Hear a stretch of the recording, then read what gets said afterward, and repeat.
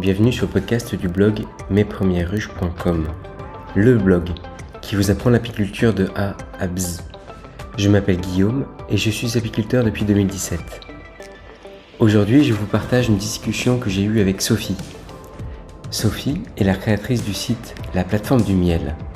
Le but de cette plateforme est, en premier, de permettre aux consommateurs d'acheter du miel français directement auprès des apiculteurs. Dans un second temps, d'apporter une visibilité supplémentaire à l'apiculteur pour qu'il puisse valoriser et vendre plus facilement son miel et ses produits de la ruche. Bonne écoute!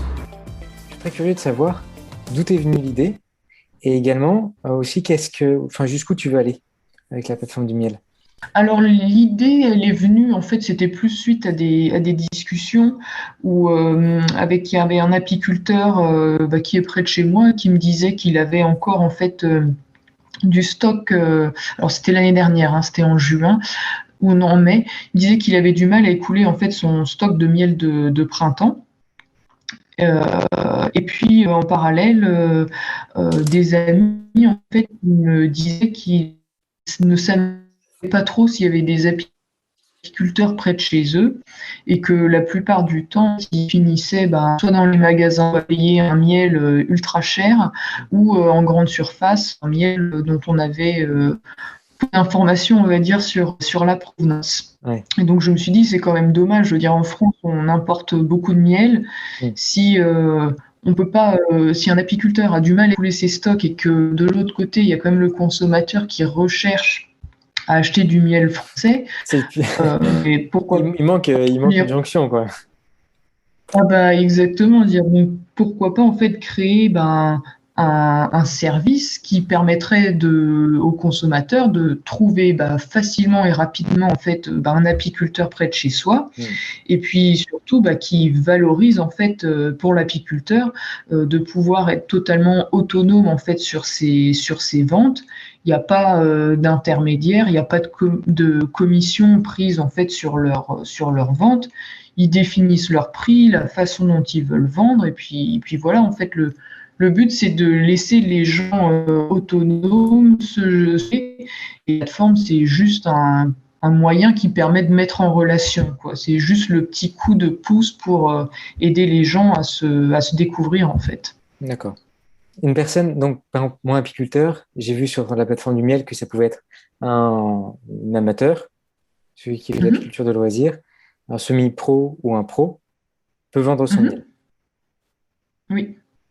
Et pour ça, il y a simplement besoin d'avoir un numéro SIRET, c'est ça? Oui, exact. Et c'est payant cette formalité?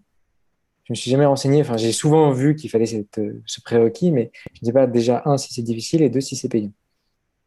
Pour avoir le numéro de SIRET, en fait? Oui. Oui.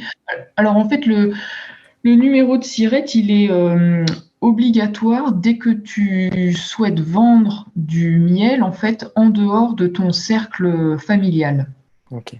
Donc ça, c'est vraiment dans la réglementation. Et donc, ce qui se passe, c'est que si tu es apiculteur et que tu commences à vendre, et que tu veux commencer à vendre, donc tu fais ta demande de numéro de SIRET et en fait, tu vas être un peu déclaré en micro-entreprise avec un statut auto-entrepreneur parce qu'on va t'attribuer un numéro de SIRET. Et la démarche, elle est ultra rapide et très simple. Alors je pense pas que ça soit gratuit, mais en tout cas, c'est 20 ou 30 euros la démarche. Pour recevoir ton numéro, tu l'as en quelques jours, et puis après, grâce à ça, tu peux vendre. Après, bien entendu, personne ne va aller vérifier si tu as un numéro de SIRET. Je veux dire, si tu vends ton miel à ton voisin, le voisin il va pas aller regarder si tu es apte à vendre. Ouais. Mais pour X raisons, si tu fais un marché et que tu as un contrôle, il faut que tu aies ton numéro, quoi. D'accord. Et ça suppose d'avoir un registre d'élevage aussi? Alors, normalement, lorsqu'on vend du miel, il faut un registre il faut un numéro de SIRET, il faut tenir un registre d'élevage et un cahier de miellerie. Ça, c'est les trois choses qu'il faut présenter s'il y a un contrôle. Et aussi, bien entendu, ton numéro NAPI avec la déclaration de tes ruches. Ok. Et après, en termes d'imposition, est-ce que si, par exemple, on vend moins de quelques centaines, enfin 300 euros de miel par Oui, an, c'est pas besoin de le déclarer. Et si c'est supérieur à ce montant-là, il faut le mettre dans les impôts? Ou oui, dès le exactement. premier pot vendu, il faut le mettre dans les impôts? Alors en fait, c'est dès le premier pot vendu, on va dire qu'il va falloir que lors de ta déclaration, il va falloir que tu déclares tout ce que tu as vendu. Et si quand tu fais ton calcul, tu as un abattement de 87%, ton résultat est à moins de 305 euros, Hmm. dans ces cas-là, tu ne vas pas être imposé. Mais si tu dépasses, tu vas être imposé à ton niveau de revenu. Mais alors j'avais fait les calculs, honnêtement, c'est pas grand-chose. Hein. C'est peanuts, on va dire. Ok, Donc ok, c'est pas un frein, on va dire, c'est pas l'imposition n'est pas du tout, je trouve, un frein pour déclarer ses revenus apicoles. d'accord. Je m'y suis pas, enfin, jamais penché, à vrai dire. Parce que pour l'instant, c'était chaque fois dans un cercle familial, on vendait aux frères ou aux beaux-frères. Mhm. Ok, je pensais pas. Mais j'avais fait un article sur le blog là-dessus, je crois que c'est réglementation vente de miel, Hmm. et j'avais, je crois, donné un exemple de calcul. Euh, mais oui, non, c'est sûr que ça, c'est souvent des choses qu'on oublie, mais là-bas, la vente de miel est à déclarer. Oui. D'accord. Pour revenir un peu à ta plateforme, je me pose une question. Donc, ça s'adresse aussi bien aux petits producteurs ou gros producteurs qui veulent vendre leur miel. Et en étant Mhm. sûr, toi, tu prends pas de frais dessus. Non. Pas sur les ventes, mais par contre, pour les inscriptions, oui. Enfin, si une personne veut poster une annonce, Alors, seulement, en fait, l'inscription, elle est gratuite. Et il y hmm, a une annonce qui est offerte pour tout apiculteur. ok, Et l'annonce, en fait, elle doit représenter un produit, un type de miel, ok, ou ça peut être du pollen, ou du pain d'épices. Mais d'accord, une personne ne peut pas mettre miel et puis lister dans la description tous les types de miel qu'elle propose.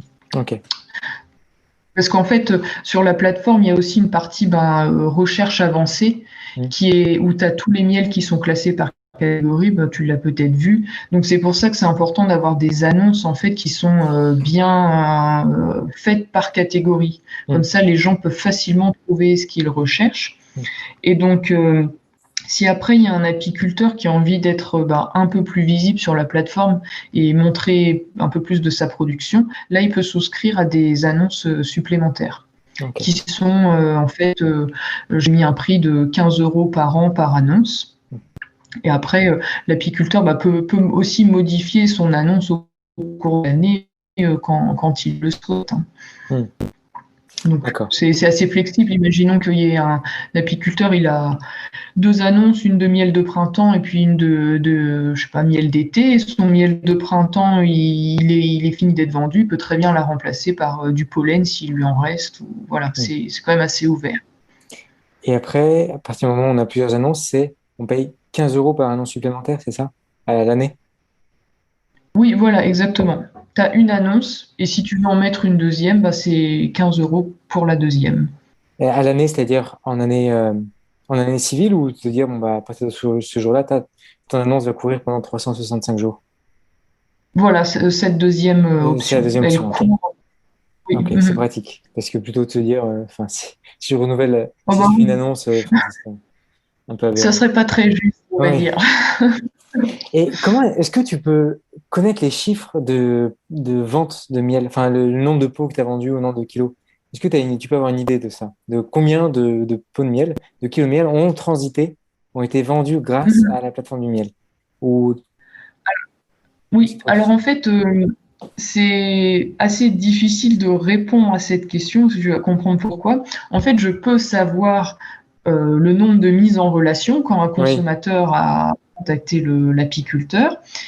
Et généralement, le consommateur pose une question ou demande si voilà, il y a 3 kilos de miel de disponible ou si de la cire est disponible. Et en fait, généralement, ce qui se passe, c'est que l'apiculteur et le consommateur se contactent par téléphone, où l'apiculteur va orienter la personne sur sa boutique en ligne. Ok. Donc en fait, moi, j'ai pas vraiment de traçabilité sur la vente finale.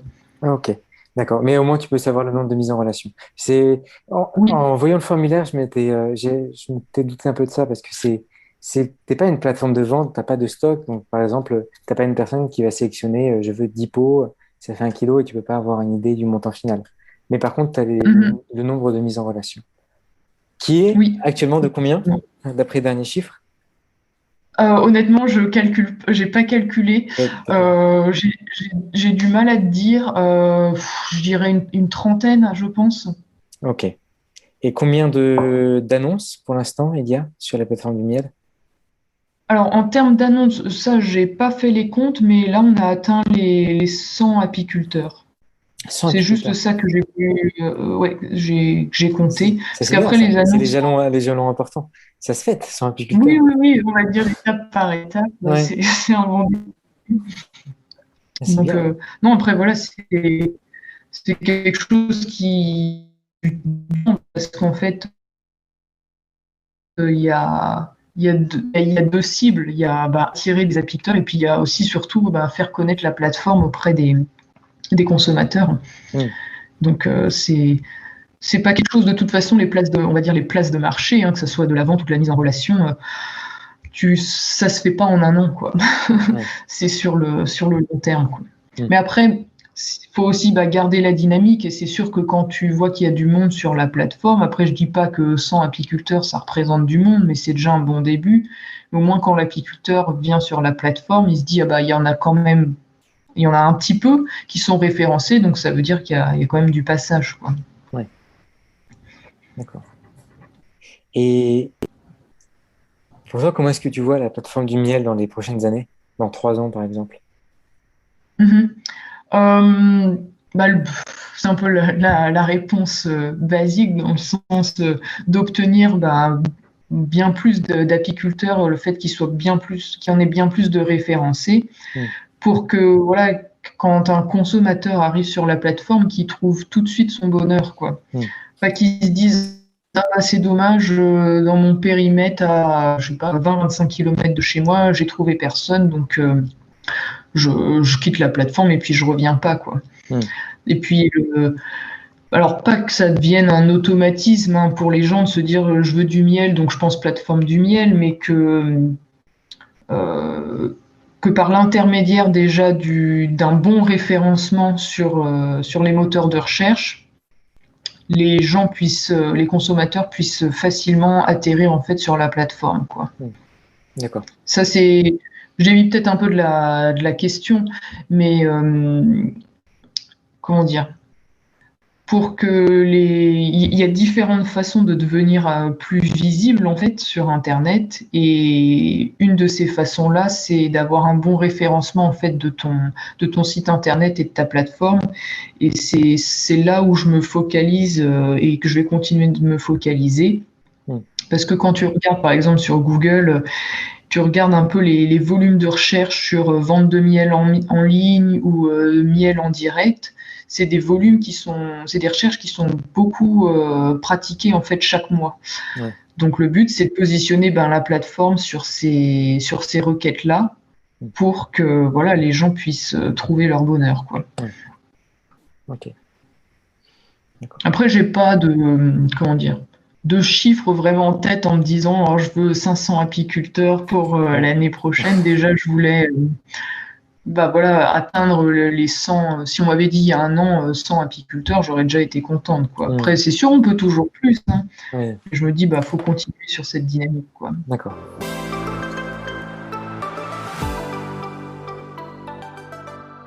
Et voilà, c'est déjà la fin de ce podcast. Je vous remercie de nous avoir écoutés. Je remercie Sophie pour avoir partagé son histoire.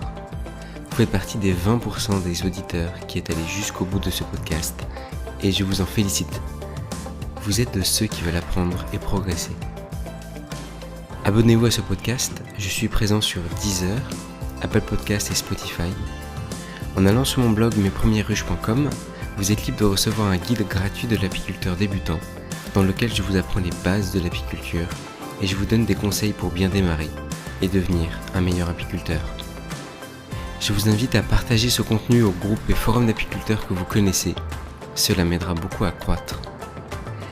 Si vous avez des questions, des idées de sujets ou que vous n'êtes pas d'accord avec ce qui a été dit dans cet épisode, je vous invite à m'envoyer directement un email à guillaume@mespremieresruches.com. Je lis tous les emails et cela me permettra de mettre à jour les épisodes à venir.